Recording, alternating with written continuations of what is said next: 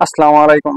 আশা করি সকলেই ভালো আছেন এবং যে যেখান থেকে ভিডিওটি দেখছেন আশা করি সকলেই যার যার অবস্থান থেকে আল্লাহর রহমতে ভালো আছেন।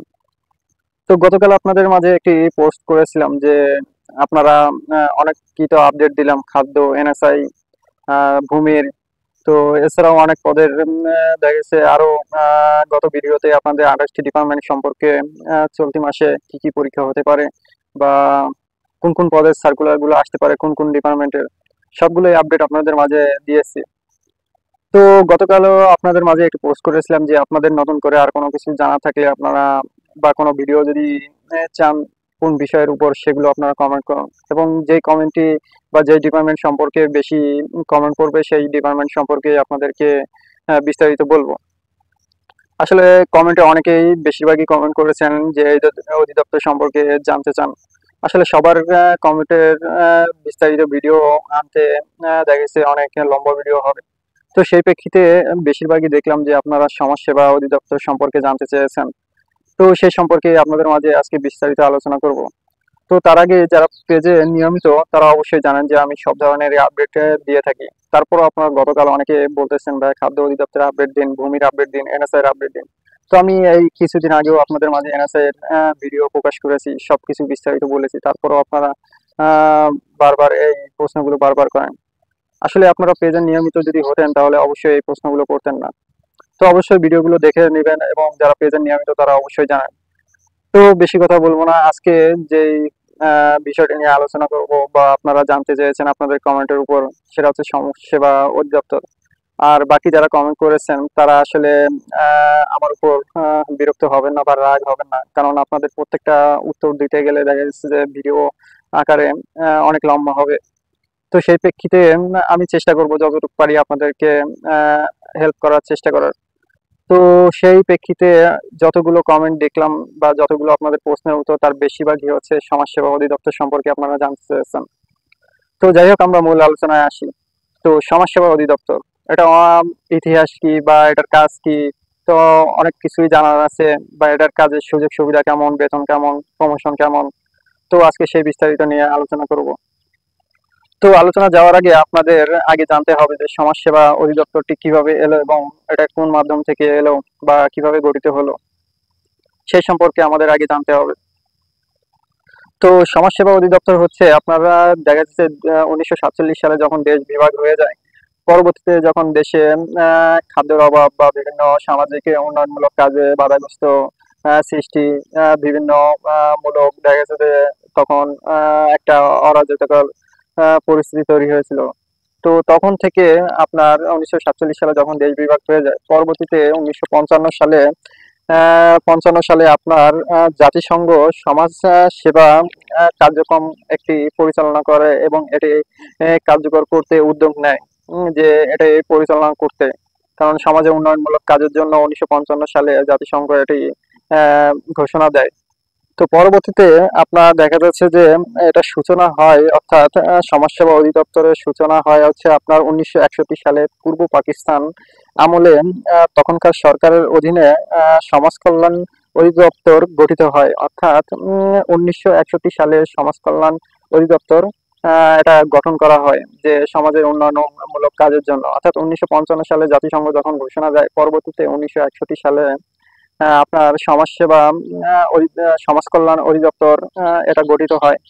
তো পরবর্তীতে এটা 1978 সালে এটি স্থায়ী করা হয় এবং জাতীয় গঠনমূলক বিভাগে উন্নীত হয় এবং 1984 সালে বর্তমান নাম ও কাঠামোতে রূপান্তরিত করা হয়।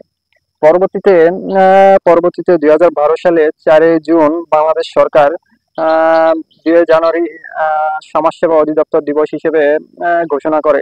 অর্থাৎ আমরা বুঝতে পারি যে এটা 1961 সাল থেকে শুরু হয়ে আসছে এবং সেই পূর্ব পাকিস্তানে আহ, আমল থেকে আমরা দেখা যাচ্ছে যে 1961 সালে একটা সরকার সমাজ কল্যাণ অধিদপ্তর গঠন করা হয়। তো পরবর্তী 2012 সালে 4ই জুন সরকার 2 জানুয়ারি সমাজসেবা অধিদপ্তর দিবস হিসেবে পালন করা হয়। তো আমরা বুঝতে পারলাম যে এটা গঠিত হয় 1961 সালে, সমাজ কল্যাণ অধিদপ্তর হিসেবে গঠিত হয়। পরবর্তীতে এটা সমাজসেবা হিসেবে অধিদপ্তর গঠন হয়, অর্থাৎ সমাজ কল্যাণ মন্ত্রণালয় 1961 সালে গঠিত হয় এবং পরবর্তীতে এটা বিভিন্ন স্তরে বিভিন্ন অধিদপ্তরে ভাগ হয়ে যায়। তো পরবর্তীতে আপনার এই সমাজসেবা সমাজ কল্যাণ যেটা আমরা বলি সমাজ কল্যাণ অধিদপ্তর থেকে সমাজসেবা অধিদপ্তর, তো তার অধীনে কাজ করে থাকে। সমাজে উন্নয়নমূলক কাজই হচ্ছে সমাজ কল্যাণ অধিদপ্তরের কাজ। তো আমরা অনেকে জানি না, আমরা শুধু জানি যে সমাজসেবা অধিদপ্তর। তো এটা গঠিত হয় হচ্ছে আপনার 1961 সালে। এটা সদর দপ্তর হচ্ছে বাংলাদেশ, ঢাকা।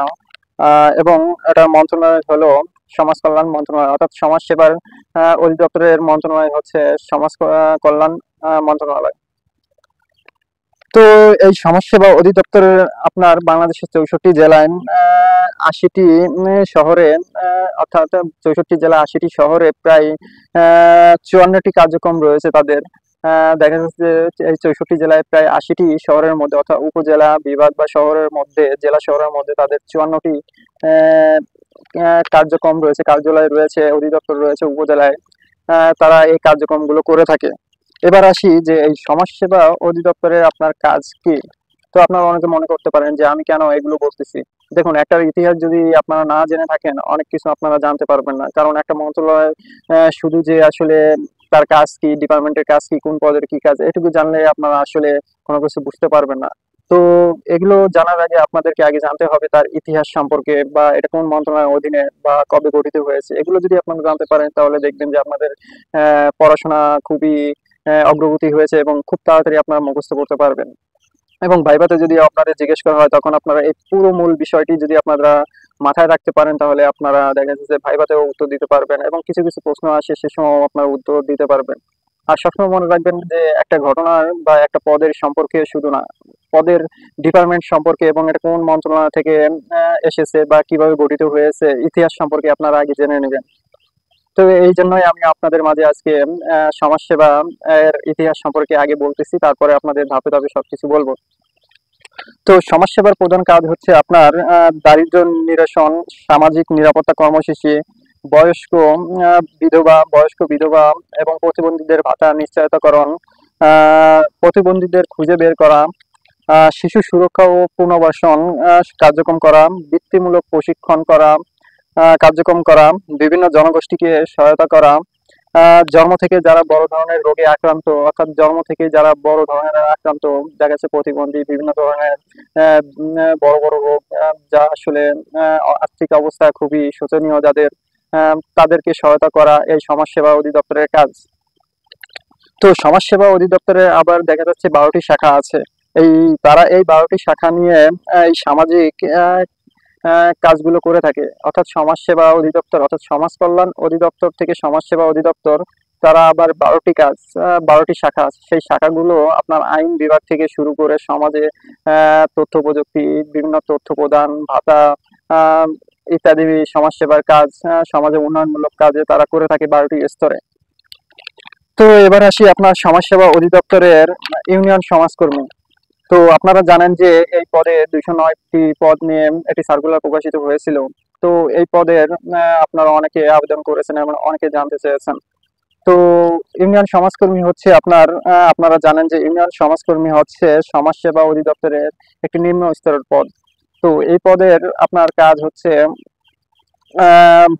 বাংলায় যেটা বলে হচ্ছে জনগণের সাথে কাজ, অর্থাৎ বাংলায় এটাকে বলে থাকে জনগণের সাথে কাজ, কারণ এটা জনগণের সাথে মিশে এবং সবার সাথে মিশে আঞ্চলিক যে জেলায় বা গ্রামে এটা জনগণের সাথে সম্মুখে কাজ করতে হয়। পরবর্তীতে এটাকে আপনারা বলে থাকে আছে মাঠকর্মী, অর্থাৎ সমাজকর্মী ইউনিয়নের প্রধান আহ, যে বাংলায় বলা হয় সেটাই হচ্ছে মাঠকর্মী, অর্থাৎ মাঠ লেভেলের কাজ, এটা অফিসিয়ালি কোনো কাজ নাই। তো এটা পরীক্ষা হচ্ছে আপনার 70 মার্কের হয়ে থাকে, এবং সময় 90 মিনিট আপনারা পাবেন। যদি দেখা যাচ্ছে 70 মার্কের মধ্যে আপনাদের মার্ক প্রায় 55 থেকে 60% মার্ক আপনারা উঠাতে পারেন তাহলে আপনাদের ভাইভাতে ডাক আপনারা পেতে পারেন। তো চেষ্টা করবেন যে ভালোভাবে প্রস্তুতি নেওয়া এবং পড়াশোনাটা খুব সুন্দর করে দেওয়া। তো এখানে 70 মার্কের মধ্যে যদি আপনারা 55 মার্ক, 55% বা 60% মার্ক উঠাতে পারেন অবশ্যই আপনারা ভাইভাতে ডাক পারবেন। তো এটা পরীক্ষা দেখা যাচ্ছে যে অতীতের সব বিষয় যদি আমরা জানতে পারি, তাহলে দেখা যাচ্ছে এর পরীক্ষা জেলা শহর বিভাগীয় শহরে অনুষ্ঠিত হয়েছে। তো এবারও দেখা যাচ্ছে যে তারা আসলে সিদ্ধান্ত কি নিবে এটা এখনো জানা যায়নি, তবে যতটুকু ধারণা করা হচ্ছে যে তারা হয়তো বিভাগীয় শহরে নিতে পারে। আর সর্বশেষ যদি তারা বিভাগীয় শহরে না নেয় তাহলে ঢাকায় অনুষ্ঠিত হতে পারে। এটা পরবর্তীতে নোটিশে আমরা জানতে পারবো। তো পরীক্ষার ধরন হচ্ছে আপনার এমসিকিউ পদ্ধতিতে পরীক্ষাটি হবে। এমসিকিউ পদ্ধতিতে 70 মার্কের পরীক্ষাটি হবে। যদি ক্যান্ডিডেট বেশি হয়ে থাকে কৃতপক্ষ মনে করে তাহলে পরবর্তীতে লিখিত পরীক্ষাও তারা নিতে পারে, কিন্তু অতীতের ধারণা অনুযায়ী তারা এমসিকিউ পরে ভাইভাতে সরাসরি নিয়েছে। কিন্তু এবার হয়তো আপনারা জানেন যে দেশের পরিস্থিতি খুবই অন্যদিকে চলে গিয়েছে এবং প্রত্যেকটা ডিপার্টমেন্ট সচেতন হয়েছে। তো এবার দেখা যাচ্ছে যে সমাজসেবা অধিদপ্তর তারা পরীক্ষাটি এমসিকিউর পরে হয়তো লিখিত নেওয়ার সিদ্ধান্ত নিতে পারে। তাই আপনারা যারা প্রস্তুতি নিচ্ছেন এমসিকিউর পাশাপাশি অর্থাৎ পিলির পাশাপাশি লিখিত পরীক্ষারও প্রস্তুতি নিয়ে রাখবেন, তাহলে আপনাদের জন্য ভালো হবে। কারণ নোটিশ আসলে দেখা যাচ্ছে যে বলেই রেখেছে যে এমসিকিউ পদ্ধতিতে হবে, কিন্তু পরবর্তীতে দেখা যাচ্ছে যে এটা বদলে যেতে পারে। তাই আপনারা সবসময় সচেতন এবং সতর্ক থাকবেন। তো এবার আসি যে কি কি বিষয়ে প্রশ্ন হয়ে থাকে। প্রশ্নটি হচ্ছে বাংলা থেকে প্রশ্ন হবে, ইংরেজি থেকে প্রশ্ন হবে, আপনার বাংলা, ইংরেজি এবং গণিত এবং সাধারণ জ্ঞান, এবং দেখা যাচ্ছে যে সমাজসেবা অধিদপ্তর সম্পর্কে এবং অন্য সমাজে উন্নয়নমূলক কিছু প্রশ্ন থাকতে পারে। তো এই কয়েকটা সেক্টরেই হচ্ছে আপনার প্রশ্ন আসবে। তো মেন টপিক হচ্ছে আপনার বাংলা, ইংরেজি, গণিত, সাধারণ জ্ঞান, এই 4টি বিষয়ে আপনাকে সবসময় প্রস্তুতি নিতে হবে। পরবর্তীতে আপনার সমাজসেবা অধিদপ্তর সম্পর্কে আপনার পড়তে হবে। কিছু বিষয়গুলি আপনাকে পড়তে হতে পারে, কারণ এগুলোতেও ভাইভাতে অনেক সময় জিজ্ঞেস করা হয়ে থাকে। তো এই বিষয়গুলো আপনারা পড়াশোনা করবেন এবং প্রস্তুতি নিলে আপনারা খুব ভালো করতে পারবেন। তো এবার আসি যে আপনারা জানতে চেয়েছেন যে এটা কততম গ্রেড এবং বেতন কেমন কি। ইউনিয়ন সমাজকর্মী হচ্ছে আপনার 16তম গ্রেড। এটার বেতন হচ্ছে আপনার 9,300 থেকে 22,490 টাকা স্কেলে আপনি বেতন পাবেন, অর্থাৎ সর্বোচ্চ হচ্ছে 22,490 টাকার মতো আপনি পাবেন। তো এর পাশাপাশি আপনারা পাবেন হচ্ছে বাড়ি ভাড়া, চিকিৎসা ভাতা, টিফিন ভাতা, শিক্ষা ভাতা, যাতায়াত ভাতা ইত্যাদি সহ আপনাদের 9,300 টাকা থেকে ভাতা যোগ করলে আপনাদের মিনিমাম সামথিং হচ্ছে 15,500 থেকে 16,800 টাকা সামথিং এইভাবে এরকম পেতে পারেন। তো এই হচ্ছে আপনাদের বেতন এবং ভাতা সমন্বয়ে আপনাদের দেখা যাচ্ছে বেতন স্কেল। তো এটার প্রমোশন হচ্ছে, আপনারা অনেকে জানতে চান যে ইউনিয়ন সমাজকর্মী এটার কি প্রমোশন আছে। হ্যাঁ, অবশ্যই আছে। প্রত্যেকটা ডিপার্টমেন্টেরই প্রমোশন আছে। প্রমোশন ছাড়া কিভাবে লোকবল নেয় এই জিনিসটা আপনারা অনেকে মাথায় রাখেন না। অনেকেই আসলে অনেক জায়গা থেকে শোনেন ভাইয়া যে এটা বলে প্রমোশন নেই, এটা ব্লক পোস্ট। তাহলে একটা জিনিস আপনারা ভেবে দেখুন, যদি প্রমোশনই না থাকতো তাহলে আপনারা লোকবল কিভাবে নিত, সার্কুলার কিভাবে দিত। তাই সবসময় মনে রাখবেন যে প্রত্যেকটা সেক্টরেই প্রমোশন আছে। যারা বলে যে ব্লক পোস্ট তারা আসলে অনেকে না জেনেই বলে থাকে। তো তেমনি ইউনিয়ন সমাজকর্মীর প্রমোশন আছে। আপনি যদি সন্তোষমূলক দেখা যাচ্ছে যে 3 থেকে 5 বছর সন্তোষমূলক চাকরি করতে পারেন, পরবর্তীতে আপনি প্রমোশন পাবেন হচ্ছে ফিল্ড সুপারভাইজার প্রমোশন পাবেন, এবং পরবর্তীতে আপনি আবার প্রমোশন পাবেন দেখা যাচ্ছে যে সহকারী উপজেলা সমাজসেবা কর্মকর্তা হতে পারবেন। এবং পরবর্তীতে যদি আপনি সন্তোষমূলক চাকরি করতে পারেন, তাহলে পরবর্তীতে আপনাদের আবার প্রমোশন হবে হচ্ছে উপজেলা সমাজসেবা কর্মকর্তা। অর্থাৎ আপনি ইউনিয়ন সমাজকর্মী থেকে যদি সন্তোষমূলক চাকরি করে যেতে পারেন, তাহলে আপনি সর্বোচ্চ পদ হচ্ছে উপজেলা সমাজসেবা কর্মকর্তা হতে পারবেন। তো এই হচ্ছে হচ্ছে আপনার সমাজসেবা অধিদপ্তর এর আওতায় মাঠকর্মী হিসেবে ইউনিয়ন সমাজকর্মীর কাজ, বেতন, দেখা যাচ্ছে যে আহ, এগুলোই হচ্ছে আপনার সমাজসেবা ইউনিয়নমূলক কাজ এবং পোস্টিং। তো অনেকে জানতে চান যে এটা পোস্টিং কোথায় হবে। পোস্টিং হচ্ছে আপনার নিজ উপজেলায় আপনি চাকরি করতে পারবেন, অর্থাৎ গ্রামে থেকেই আপনি চাকরিটি করতে পারবেন, উপজেলায় আপনার পোস্টিং হবে। তো সবগুলোই বললাম, এবার আসি সুবিধা এবং অসুবিধা। প্রথমে আসি সুবিধা। সুবিধা হচ্ছে যে আপনি বাড়ি বসে থেকে চাকরিটি করতে পারবেন, আপনি উপজেলায় থেকে চাকরি করতে পারবেন, বাড়িতে সময় দিতে পারবেন। এছাড়া আপনার কিছু সেভিং হবে, যেমন বাড়ি ভাড়া। যারা শহর অঞ্চলে থাকে তারা আসলে বুঝতে পারে যে বেতনের পাশাপাশি তাদের বাড়ি ভাড়া, বাজারের একটি খরচ, এগুলো দিয়ে প্রায় দেখেছে যে বেতনের প্রায় অর্ধেকই চলে যায়। তো এটা থেকে আপনি অনেক সাশ্রয়ী হতে পারবেন। আপনাকে বাড়ি যদি আপনি গ্রামে থেকে উপজেলা থেকে চাকরি করেন, সেক্ষেত্রে আপনার বাড়ি ভাড়া সাশ্রয়ী হবে। আপনি আর বাজারেরও কিছু সাশ্রয়ী হবে, কারণ আপনি গ্রামে যদি থাকেন কিছু আবাদ করতে পারবেন, পাশাপাশি বাড়িতে থেকে সময় দিতে পারবেন। আর এছাড়াও আপনার আরেকটি সুবিধা হচ্ছে যে সরকারি সকল ধরনের সুযোগ সুবিধা তো অবশ্যই পাবেন, এবং সরকারি সকল ধরনের এখানে ছুটি, সব ধরনের ছুটি আপনি পাবেন। সরকারি যত বন্ধ আছে, শুক্র শনি থেকে শুরু করে যত সরকারি বন্ধ আছে আপনি সেগুলো পাবেন। এছাড়া আরেকটি সুবিধা আছে যে আপনার বেতনের পাশাপাশি সামাজিক সামাজিক যে কাজগুলো, সেগুলোর পাশাপাশি প্রজেক্টের কিছু কাজ আছে, সেগুলো আপনার যদি করতে পারেন তাহলে দেখা যাচ্ছে যে বেতনের খুব ভালো একটি বেতন বোনাস সহ আপনি ওই মাসে আপনি পেতে পারেন, এবং দেখা যাচ্ছে কিছু সুবিধাও আপনি পেতে পারেন। তো ইউনিয়ন সমাজকর্মী কাজ মূলত হচ্ছে যে সমবায় অধীনে, আপনারা জানেন যে প্রধান কাজই হচ্ছে যে সমাজে উন্নয়নমূলক কাজ, অর্থাৎ প্রতিবন্ধীদের ভাতা তৈরি করা, তাদের ভাতা দেওয়া, এবং দেখা যাচ্ছে যে আপনি কিছু প্রশাসনিক কার্যক্রমও হাতে নিতে পারবেন।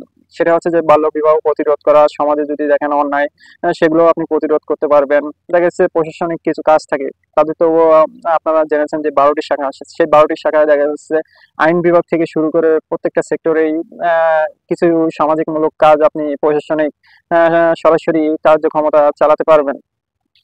তো এই হচ্ছে সুবিধা। আর অসুবিধা বলতে গেলে হচ্ছে আপনাকে মাঠ পর্যায়ে কাজ করতে হবে, কারণ এটা অফিসিয়ালি কোনো কাজ না। ইউনিয়ন সমাজকর্মী হচ্ছে সম্পূর্ণ ফিল্ডের কাজ, অর্থাৎ মাঠের কাজ। মাঠ বলতে দেখা যাচ্ছে যে সমাজে আপনাকে ঘুরে ঘুরে দেখতে হবে, এগুলো খুঁজতে হবে। তো অনেকের জন্য হয়তো এটা কাজটা ভালো নাও লাগতে পারে, কারণ দেখা যাচ্ছে যে অনেকে ফিল্ডে যেতে চায় না, অনেকের জন্য পরিশ্রম মনে হয়। তো বেশিরভাগই হচ্ছে ইউনিয়ন সমাজকর্মী অসুবিধা এটুকুই যে অনেকে আসলে ফিল্ডে যেতে চায় না। বিশেষ করে মেয়েদের জন্য দেখা যাচ্ছে বাড়ি বাড়িতে যাওয়া, পরবর্তীতে দেখা যাচ্ছে হেঁটে হেঁটে অনেক দূর যাওয়া লাগতে পারে। তো এই হচ্ছে অসুবিধা। কিন্তু সুবিধা বলতে যারা মনে করেন যে বাড়ি বসে কাজ করব, বাড়ি বসে থেকে বেতন তুলবো, এবং এই যে পাশাপাশি আমি কাজের পাশাপাশি আমি ব্যবসা করতে পারবো, বা বিকেলে সময় দিতে পারবো, বা অন্য একটা কিছু করতে পারবো, তাদের জন্য দেখা যাচ্ছে এটা একটি প্লাস পয়েন্ট। তো ইউনিয়ন সমাজকর্মী পদটি এই খুবই আকর্ষণীয় পদ, কারণ অনেকে এটা পছন্দ করে, কারণ এটা উপজেলা থেকে আপনি গ্রামে থেকেই কাজ করতে পারবেন, এছাড়াও অনেক কিছু সেভিংও আপনি করতে পারবেন। আরেকটি প্লাস পয়েন্ট হচ্ছে যে আপনাকে উপজেলায় যদিও পোস্টিং তারা দিবে, সেক্ষেত্রেও আপনি বাড়ি ভাড়া পাবেন। এখানে একটি প্লাস পয়েন্ট যে অনেক সময় উপজেলা দিলে বাড়ি ভাড়া কমে আসে, বা বাড়ি ভাড়া এত পার্সেন্ট চলে আসে। তো ইউনিয়ন সমাজকর্মী অর্থাৎ সমবায় অধিদপ্তরের এটা একটি প্লাস পয়েন্ট, কারণ এখানে আপনি বাড়ি থেকে কাজ করলেও আপনি পূর্ণ ভাতা পাচ্ছেন বাড়ি ভাড়া। তো আজকের ভিডিওটি এই পর্যন্ত, কারণ অনেক লম্বা হয়ে যায় একটা বিষয়ে বলতে গেলে, বা একটা বিষয়ে দেখা যাচ্ছে যে তার বিস্তারিত বলতে গেলে। তো আজকে সমাজকর্মী ইউনিয়ন নিয়ে আপনাদের মাঝে আলোচনা করেছি। তো তারপরেও আপনাদের মাঝে আমি চেষ্টা করব যে আপডেট দেওয়ার জন্য, যে আপনারা কোন কোন বিষয়ে জানতে চান। আর যারা দেখা যাচ্ছে পেজের নিয়মিত না, তারা একটু নিয়মিত হবেন। দেখা যাচ্ছে অনেক আপডেট আমি ভিডিওর মাধ্যমে দিয়ে থাকি, কিন্তু আপনারা আসলে বারবার সেই প্রশ্নটি করেন। অনেকে দেখলাম এনএসআই সম্পর্কেও জানতে চেয়েছেন। দেখুন, আমি এনএসআই সম্পর্কে গত 2 দিন আগেও আপনাদেরকে একটি ভিডিও দিয়েছি, যেটার দৈর্ঘ্য ছিল 30 মিনিটের উপরে। তো এত কষ্ট করে যদি আপনাদের মাঝে আপডেট দিই, আপনারা সেই ভিডিওটি বা সেই পোস্টগুলো না দেখে যদি কমেন্ট করেন, তাহলে খুবই খারাপ লাগে তখন। তাই আজকে এই পর্যন্ত সমাজসেবা অধিদপ্তর এবং ইউনিয়ন সমাজকর্মী নিয়ে আলোচনা করলাম। আর আরেকটি বিষয় হচ্ছে, সেটা হচ্ছে যে আপনারা অনেকে জানতে চান যে পরীক্ষাটি কবে হবে। সবই তো বললেন। পরীক্ষাটি হচ্ছে আপনার যতটুকু আমরা জানা গেছে যে তাদের একটি মিটিং চলতেছে, এবং তারা অনেক কার্যক্রমগুলো করতেছে, হাতে নিয়েছে। তো যতটুকু জানা গেছে যে ঈদের আগে হয়তো সম্ভবত পরীক্ষা ডেট তারা দিতে পারে, বা নোটিশ প্রকাশ করতে পারে। তবে এটা একটি সম্ভাব্য, তবে সম্ভাব্য হচ্ছে আপনার যতটুকু তথ্য অফিসিয়ালি ভাবে জানা গেছে সঠিক, সেটা হচ্ছে যে তারা বেশিরভাগই ধারণা করা হচ্ছে যে ঈদের পরে সম্ভবত পরীক্ষাটি তারা নিতে পারে। তো এখন আসলে কোন ডিপার্টমেন্ট কোনটা আসলে কি করতে চাচ্ছে, সেটা আসলে জানা খুবই মুশকিল হয়ে গেছে। তো ধারণা করা হচ্ছে যে ঈদের পরে বা ঈদের আগে তারা নোটিশ প্রকাশ করতে পারে, বা ঈদের পরে তারা পরীক্ষা নিয়ে নিতে পারে, এমনটা হতে পারে। তো সকলে ভালো থাকবেন, সুস্থ থাকবেন, এবং পুরো ভিডিওটি দেখার চেষ্টা করবেন। এবং ইউনিয়ন সমাজকর্মী পদে যদি কোনো বিষয় আপনার অজানা থাকে, যে এই বিষয়টি আমি বলতে ভুলে গিয়েছি, তাহলে অবশ্যই জানাবেন। তো সকলে ভালো থাকবেন, সুস্থ থাকবেন। আজকে এই পর্যন্ত। খোদা হাফেজ।